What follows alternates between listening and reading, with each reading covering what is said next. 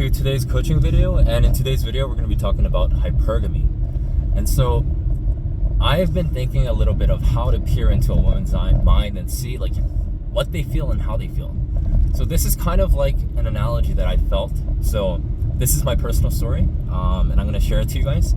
and you can kind of get a glimpse of what hypergamy feels like from a man's perspective. So I kind of bloomed in college, and so before college in high school, I didn't have a lot of options, but luckily when I went to college, the doors kind of opened, and the first semester was kind of hard, but after second semester I had like so many friends, and then it just kind of like one door opened after another, and I kind of built a huge social circle.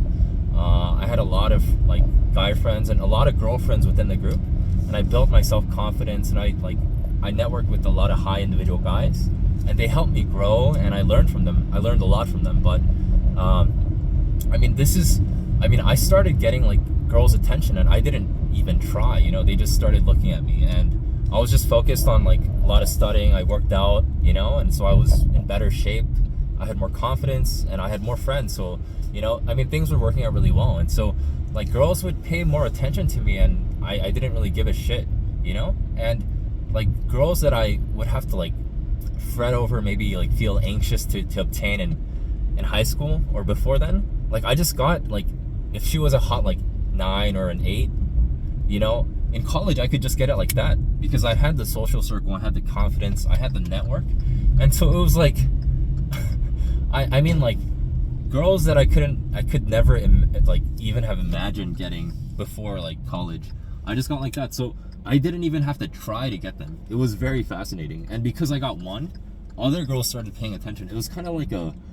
it's kind of like a rollover effect, where if one door opens, more doors open, and it becomes easier to kind of cold approach, and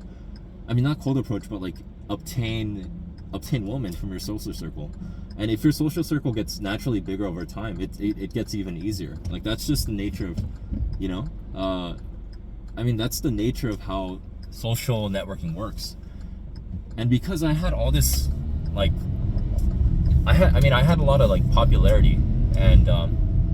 it worked in my favor, and I had social proof, and I had other girls that would like kind of fawn over me, and so because of that, other girls liked me even more, and it was kind of like this, it was like a snowball effect, where like you have an infinite amount of like options from women that like really, like one girl likes you, so the other girl finds you attractive as well, and it's like it was so easy. And so personally, I would kind of shoot my shot and be like, okay, well I can get this, I can get like a 8, I want an 8.2, and then I would get an 8.2, and then like I can get an 8.2, then I'm gonna try to get an 8.5, and I would get an 8.5 like that. So it was like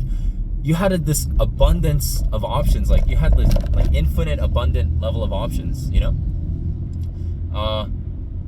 and like when I had this, it was like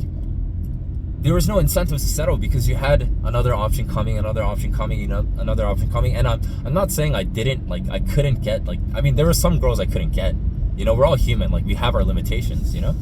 but there was a lot of girls that initially I was like, man, she's like really hot, she's like a solid 9, 10, and then I would get her like that, and I'm like, once you get her, you're like, she's not that hot anymore, and then you're like, okay, well, what else can I get, after you get bored with this one, you try to look for the next one, and you always kind of you have this illusion that you have this abundant number of options out there, and because you're actually getting all this attention and validation, and because like women are giving you that, like whenever, okay, for example, whenever I would interact with one of my female friends that was very attracted to me,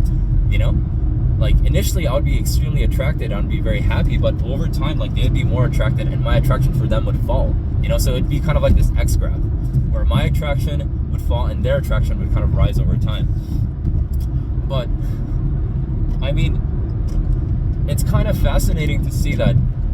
because you always have this upgradable mindset, because you're always getting this attention, you're never settling for one, because you're like, well, I can get this, then what else can I get, and like you're always in this imaginary kind of thing that, this kind of like fascination, like this attention will never end, and it kind of never did until the end of college, because I graduated and I was no longer there. But I think, and then you get your real job and reality hits, and you don't have, you still have, you know, the experience from the past, but you don't have like